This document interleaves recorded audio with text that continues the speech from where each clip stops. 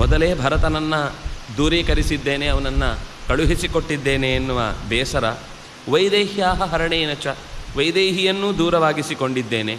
ನನ್ನ ಒಡನೆ ಇದ್ದಂತಹ ಜಟಾಯು ದೂರ ಆದ, ಅಪ್ಪ ಅಮ್ಮನನ್ನು ಕಳೆದುಕೊಂಡಿದ್ದೇನೆ. ಅದರಲ್ಲೂ ಅಪ್ಪ ಇನ್ನು ಯಾವತ್ತೂ ಸಿಗದಷ್ಟು ದೂರ ಸಾಗಿದ್ದಾರೆ. ಅಮ್ಮಂದಿರ ಮಡಿಲೂ ಕೂಡ ಇಲ್ಲವಾಗಿದೆ. ಇಂತಹ ಈ ಸ್ಥಿತಿಯಲ್ಲಿ ಇಲ್ಲಿರುವ ಈ ಪರಿಸರವು ನನ್ನನ್ನು ಮತ್ತಷ್ಟು ಕೆಳಕ್ಕೆ ಎಳೆಯುವಂತೆ ಕಾಣ್ತಾ ಇದೆ. ವ್ಯವಕೀರ್ಣ ಬಹುವಿಧೈ ಪುಷ್ಪೈ ಶೀತೋದಕ ಶಿವ. ಈ ಹೂವಿನಿಂದ ಕೂಡಿದ ಇಷ್ಟು ದೊಡ್ಡ ಕಾಡಿನ ಮೇಲಿನಿಂದ ಹಾದು ಬರುತ್ತಿರುವಂತಹ ಶೀತಲವಾದ ಗಾಳಿ ಮನಸ್ಸಿಗೆ ಒಂದು ರೀತಿಯಿಂದ ಆನಂದ ನೀಡಿದರೂ ಮತ್ತೊಂದು ರೀತಿಯಿಂದ ವಿರಹದ ವೇದನೆಯನ್ನೇ ಹುಟ್ಟಿಸ್ತಾ ಇದೆ. ಪುಷ್ಪಭಾರ ಸಮೃದ್ಧಾನಿ ಶಿಖರಾಣಿ ಸಮಂತತ, ಬೆಟ್ಟಗಳೇ ಹೂವಿನ ಮೂಟೆಗಳಂತೆ ಕಾಣಿಸ್ತಾ ಇವೆ. ಅಷ್ಟು ಚಂದದಲ್ಲಿ ಅರಳಿ ನಿಂತಿವೆ ಮರಗಳೆಲ್ಲ. ದ್ರುಮಾಣಾಂ ವಿವಿಧೈ ಪುಷ್ಪೈ ಪರಿಸ್ತೋಮೈ ಇವಾರ್ಪಿತಂ. ದೇವರಿಗೆ ದೊಡ್ಡ ಬೆಟ್ಟದ ಮೂಟೆಯನ್ನೇ ಅರ್ಪಿಸಿದಂತೆ ಪ್ರಕೃತಿಯ ಮಾತೆ ಭಗವಂತನಿಗೆ ತಾನು ಅರ್ಚಿಸ್ತಾ ಇದ್ದೇನೆ ಅಂತನ್ನುವಂತೆ ಕಾಣ್ತಾ ಇದೆ. ಇಂತಹ ಈ ಅದ್ಭುತವಾದಂತಹ ಸ್ಥಿತಿಯನ್ನು ನೋಡುವುದಕ್ಕೆ ಸಹಜವಾಗಿ ಎರಡು ಕಣ್ಣುಗಳು ಸಾಕಾಗುವುದಿಲ್ಲ.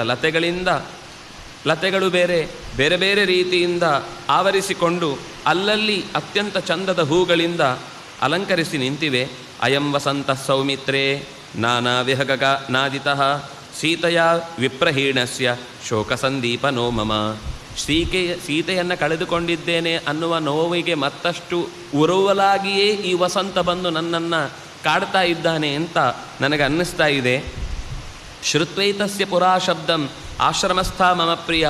ಈ ಎಲ್ಲ ನಾದಗಳನ್ನು ನಾನು ಚಿತ್ರಕೂಟದಲ್ಲಿದ್ದಾಗಲೂ ಇದೇ ಥರದ ಒಳ್ಳೆಯ ಪಕ್ಷಿಗಳ ಕಿಲಕಿಲ, ಅವುಗಳ ನೆಮ್ಮದಿಯ ಕೂಗುಗಳೆಲ್ಲವೂ ಕೂಡ ಕೇಳಿದಾಗ ಸೀತೆಗೆ ಇದನ್ನೆಲ್ಲ ತೋರಿಸಿ, ಇದು ನೋಡಿ ಇಂಥ ಹಕ್ಕಿ, ಇದು ನೋಡಿ ಇಂಥ ಮರ, ಇದು ನೋಡಿ ಇಂಥ ಹೂ, ಇದು ನೋಡಿ ಇಂಥ ಪ್ರಾಣಿ ಅಂತ ತೋರಿಸಿದ್ದ ಎಲ್ಲ ನೆನಪುಗಳನ್ನು ಮತ್ತೆ ನನಗೆ ಈಗ ಕಾಡುವ ರೂಪದಲ್ಲಿ ಅವಳು ಕೂಡ ಮಾಮಾಹೂಯ ಪ್ರಮುದಿತ ತೋರಿಸಿ, ನೋಡಿ ಇದೆಷ್ಟು ಚೆನ್ನಾಗಿದೆ, ಇದೆಷ್ಟು ಲವಲವಿಕೆಯಿಂದ ಓಡಾಡ್ತಾ ಇದೆ.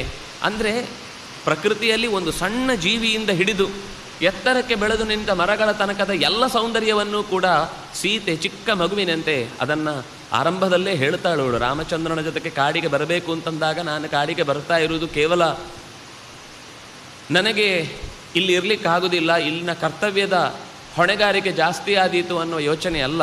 ನನಗೆ ಕಾಡು ಅಂದರೆ ಪ್ರಕೃತಿಯಿಂದ ತುಂಬ ಇಷ್ಟ.